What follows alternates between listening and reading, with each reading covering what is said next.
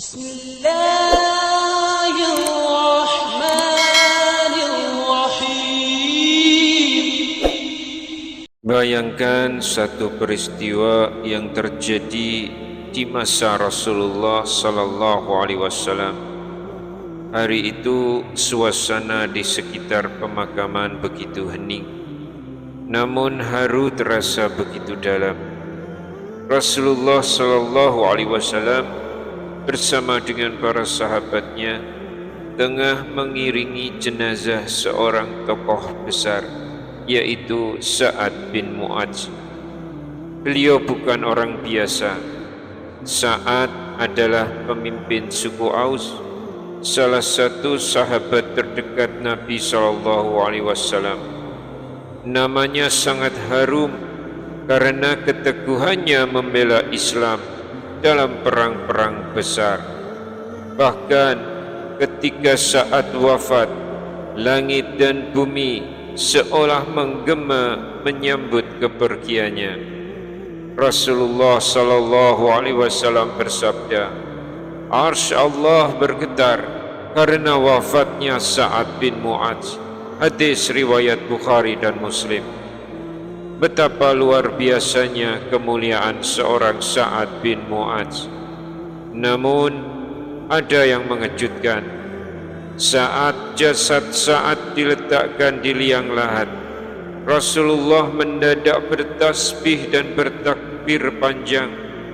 Para sahabat yang hadir pun ikut mengikutinya, hingga salah seorang bertanya, "Wahai Rasulullah, mengapa engkau bertasbih dan bertakbir seperti itu?" Lalu Nabi Muhammad menjawab dengan suara lirih namun dengan penuh makna, "Kubur menghimpit orang soleh ini, tapi Allah telah melonggarkannya." Seketika semua terdiam. Tak ada yang menyangka bahwa seseorang yang begitu agung di sisi Allah, yang jasanya luar biasa bagi Islam, ternyata tetap mengalami himpitan kubur. Mengapa? Rasulullah sallallahu alaihi wasallam menjelaskan bahwa Sa'ad bin Mu'adz pernah lalai dalam bersuci setelah buang air kecil. Satu kelalaian kecil namun dampaknya besar di alam kubur. Sekarang mari kita merenung. Jika Sa'ad bin Mu'adz saja yang hidupnya dipenuhi amal dan kesetiaan kepada Nabi masih merasakan himpitan kubur, bagaimana dengan kita yang kadang masih menunda sholat, mengabaikan wudu, atau bahkan belum rutin membaca Al-Quran? Apakah kita sudah siap menghadapi alam kubur? Bismillahirrahmanirrahim. Assalamualaikum warahmatullahi wabarakatuh. Syukur alhamdulillah kita masih dipertemukan kembali di channel ini. Salawat dan salam selalu dan tetap tercurahkan kepada junjungan kita Nabi besar Muhammad sallallahu alaihi wasallam. Allahumma sholli ala sayyidina Muhammad wa ala ali sayyidina Muhammad. Harapan dan doa saya, semoga sahabatku semuanya selalu diberikan kesehatan, dilapangkan rezekinya, diampuni dosa-dosanya, dan selalu dipanjangkan umurnya. Dan sempatkanlah menuliskan salawat di kolom komentar. Insya Allah akan menjadi bukti cinta kita kepada Rasulullah Muhammad sallallahu alaihi wasallam. Semoga kita semua mendapatkan syafaat beliau di akhirat kelak. Amin ya rabbal alamin. Sahabat beriman yang dirahmati Allah, di tengah hiruk pikuknya kehidupan zaman sekarang, ada satu hal penting yang sering kita abaikan, yaitu persiapan menghadapi alam kubur. Kita begitu rajin menabung untuk pensiun, merancang warisan untuk anak cucu, membeli asuransi ini dan itu, bahkan menghitung sampai masa tua kita akan tinggal di mana. Namun, berapa banyak di antara kita yang benar-benar memikirkan persiapan untuk alam kubur, tempat di mana kita akan tinggal jauh lebih lama sebelum ke akhirat. Apalagi bagi sahabat-sahabat yang sudah memasuki usia 50 tahun ke atas, umur sudah bukan lagi sesuatu yang panjang terbentang di depan, melainkan waktu yang kian menyempit dari belakang. Satu demi satu teman mulai pergi, suara azan terasa makin dalam, dan tiap kali takziah kita mulai sadar giliran kita bisa jadi besok. Tapi sayangnya, alam kubur bukan sekedar tempat tidur yang panjang. Dari hadis-hadis yang sahih, kita tahu bahwa kubur bisa menjadi taman dari taman-taman surga, atau sebaliknya, lubang dari lubang-lubang neraka. Disitulah awal perjalanan panjang setelah dunia. Siksa kubur, impitan bumi, azab malaikat, atau rahmat Allah yang akan menyelamatkan kita. Pertanyaannya, apakah bekal kita? Sahabat yang beriman, perlu kita ketahui bahwa ternyata ada satu surat pendek dalam Al-Quran hanya terdiri dari 30 ayat yang mampu menyelamatkan pembacanya dari azab kubur. Bukan sekedar bacaan, tapi ia akan datang membela di alam kubur, bahkan menjadi perisai dari malaikat penyiksa. Apakah Anda ingin tahu surat apa itu dan bagaimana caranya agar kita bisa mendapatkan perlindungannya? Namun sebelum kita lanjutkan, silahkan tekan tombol like, subscribe, dan tulis doa dan hajat Anda di kolom komentar, karena siapa tahu doa-doa Anda diaminkan oleh ribuan saudara seiman yang menonton video ini dan menjadi jembatan terkabulnya harapan dan doa Anda. Dan yang paling penting, tonton video ini sampai selesai, karena di akhir nanti ada rahasia amalan sederhana yang sangat jarang diketahui, namun sangat besar manfaatnya.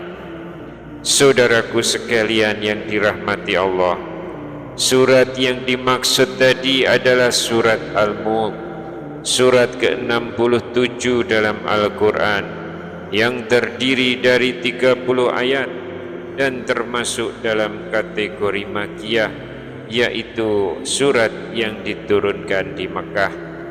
Surat ini bukan hanya berisi ayat-ayat tentang kekuasaan Allah, tetapi juga peringatan, janji, dan benteng spiritual bagi setiap mukmin yang membacanya secara rutin.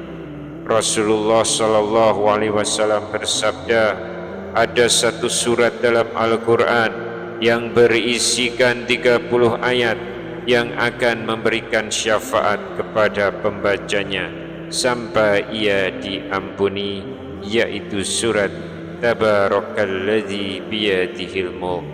Hadis riwayat Abu Dawud dan Tirmizi.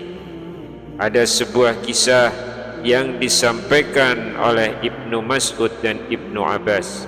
Ibnu Mas'ud berkata, surat Al-Mulk ini akan datang kepada mayit dan berkata kepada malaikat, tidak ada jalan bagimu dari sisiku, aku telah menjaganya dari arah kepala dan kedua kakinya.